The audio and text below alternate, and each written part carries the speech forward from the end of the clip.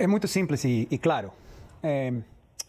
O ministro do Supremo tem 3 caminhos para assistência judicial nos Estados Unidos e para fazer cumprir uma ordem judicial brasileira nos Estados Unidos.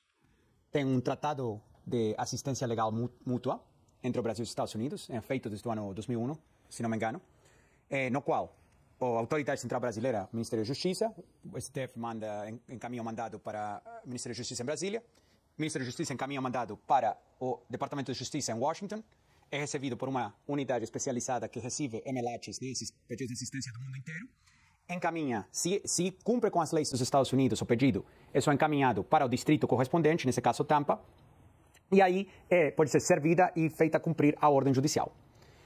Esse é o principal caminho e o mais comum que é utilizado em todas as investigações criminais.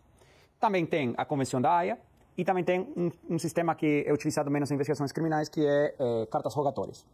Então você tem 3 caminhos juridicamente válidos com consentimento do governo dos Estados Unidos para fazer isso.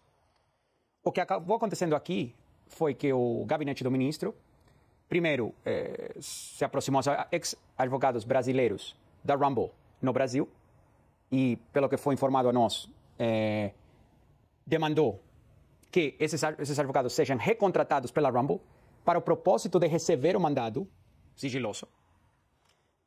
Não vejo isso como algo válido.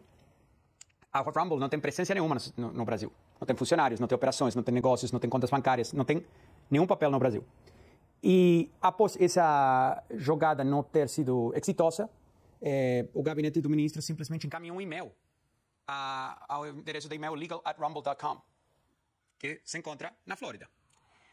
Infelizmente, isso não é uma forma válida de fazer cumprir uma ordem judicial brasileira nos Estados Unidos. Isso que dispara esses assuntos de soberania digital que estamos falando.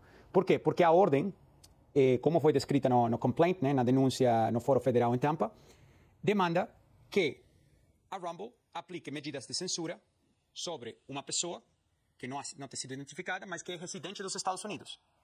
Então, você está demandando que uma empresa americana, sem operações nem contatos com o Brasil, censure as contas de um residente dos Estados Unidos, por razões que não foram explicadas, mas você pode gerar suas próprias conclusões. E também foi solicitado que a Rumble bloqueie o fluxo de fundos desde a Rumble e desde todos os contribuidores, quem faz propaganda, etc., com essas contas, para o usuário. Ou seja, cortar o fluxo de fundos de uma empresa americana a um usuário residente nos Estados Unidos. Então, para propósito da lei, um usuário americano, qualquer pessoa que se encontra fisicamente dentro do território nacional dos Estados Unidos está protegida pela Constituição dos Estados Unidos. Porém, aplica a primeira emenda. O mais preocupante disso é que essa pessoa já teve um pedido de extradição pelo ministro, que foi recusado pelo governo dos Estados Unidos. E após isso, fazer um e-mail, mandando um mandado por e-mail, com certas ameaças que vocês podem se imaginar, estão descritas na denúncia, mas se não é cumprido em 2 horas, você pagará uma multa de X, você será, vamos apagar o serviço no Brasil de formas não especificadas. Então, uma série de ameaças. Se esses mandados tivessem sido feitos pelo MLAT, também é extremamente provável, com essa certeza absoluta, que teriam sido recusados pelo governo dos Estados Unidos. Então, essa é a grande questão. E isso foi o que disparou a Trump Media e a Rumble acionar o processo para falar a censura para aqui, a censura para a nossa fronteira. Sabe o que chama mais atenção para mim? Que os rumores sobre a denúncia do ex-presidente Bolsonaro era que ia ser apresentada na sexta-feira dessa semana. Não há por que preparar uma denúncia como a que a gente preparou para entrar em Tampa, demora dias. E como vocês devem saber de outros casos, os prazos que impor as ordens do ministro são extremadamente apertados.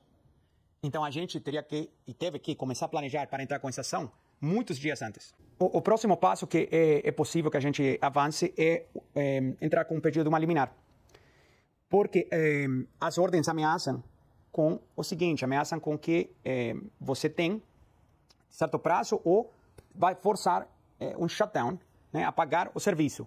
Agora, tem acontecido no passado que quando apagar um serviço é forçado através de terceiros, né, obviamente não voluntariamente pela Rumble, isso pode desestabilizar a plataforma de uma forma global, o qual pode levar a problemas para Truth Social e Trump Media e outros. às quais a Rumble presta serviço.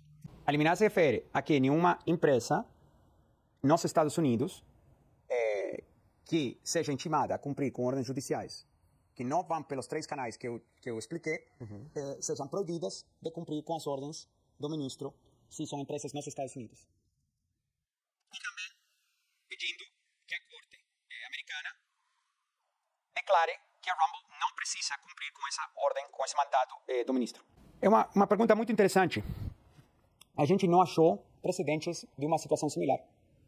Então, na história dos Estados Unidos recente, que a gente pôde identificar até agora, não identificamos nenhum outro caso no qual um juiz estrangeiro encaminha mandados diretamente a empresas americanas sem cumprir com os canais oficiais para que as autoridades americanas deem o consentimento àqueles mandados.